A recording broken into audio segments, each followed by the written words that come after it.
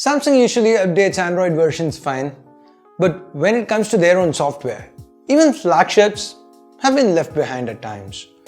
But that doesn't seem to be the case now, as the M series has been updated to One UI.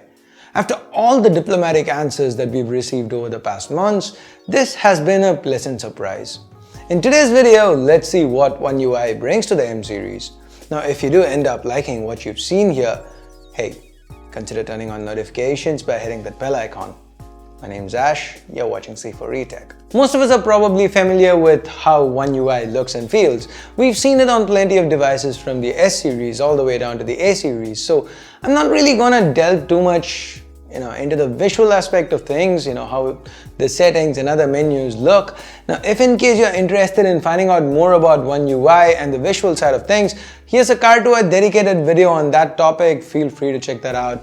Instead, what we are going to do today is focus on the changes, the new features that One UI has brought to the table for the M series. Starting off with the M20, we have a bunch of changes to the camera and gallery.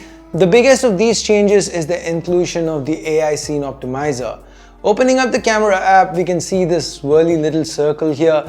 That's the AI doing its magic. Once it recognizes a scene like this, then you can see a little icon pops up there and the camera changes its color settings automatically to be able to capture the best shot possible. Now, it's not a perfect implementation, but AI scene recognition, it's not perfect as of today on any phone, not even on flagships, regardless of the brand in question. So can't really complain here. We also get a fairly comprehensive set of photo editing tools present right here in the gallery itself. Nifty, right? Speaking of nifty, there are a couple of pretty useful changes when it comes to the file manager app.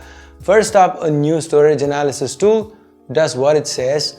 And for number two, the ability to hide segments from My Files home screen. Other than that, we've got other small changes here and there. Samsung uninstalled the LinkedIn and mobile office apps while installing Amazon Prime Video instead. I can't help but feel Samsung is doubling down pretty heavily on the millennials for the M series, and the choice of apps as well as the new features hint towards the same. Finally, the M series gets support for HEIF or High Efficiency Image Format. Basically, HEIF is useful for smaller image sizes, albums of different images, or for sharing something like a burst shot or a GIF. Though I've shown you all of this on an M20, it's pretty much what the M series gets. Now, AI scene recognition, it's not on the M10, but it's more or less similar functionality across the board here. Now, we did spend quite a bit of time with the M20 and the M30 and didn't come across any major bugs. If you do own an M10, M20 or M30 and have One UI running on them and you kind of noticed any bugs, please do leave a comment below so that others can be aware of them. Now, for me, the one major con, if I could call it that, the one that I noticed would probably be the fact that good lock isn't supported at the moment.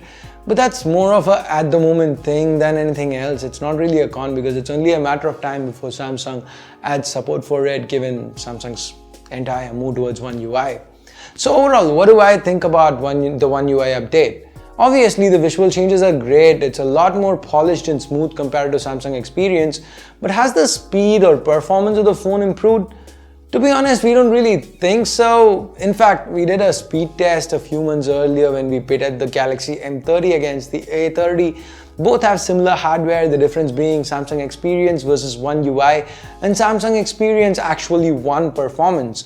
So speed-wise, I don't really notice any major gains. One UI does feel a tiny bit snappier at times, but that's about it. Now that said, I am still very happy that Samsung's going all out in supporting the M series.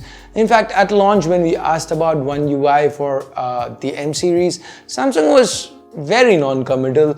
We got replies about how Samsung Experience has been specially optimized for the M series. It felt like a nice way of saying One UI would only be available for the more expensive offline focused A series. But now I'm really happy to see Samsung not using software to cripple their own hardware anymore. That's been one of Samsung's biggest issues over the years, and as a consumer, that's probably the best news we could have hoped for. Anyway, that's just my 2 cents on this topic. And I guess that's pretty much it for this video. Thumbs up, thumbs down based on whatever you felt about it. Subscribe, turn on notifications by hitting that bell icon if you haven't yet. Also down there is a link to my current K20 and K20 Pro giveaway. Check that out if you haven't yet. And with that, like I said, end of the video. Thanks a lot for watching. Till next time, my name's Ash. You've been watching C4 Retech, and I'm signing off for now. You guys have a great day. Bye-bye.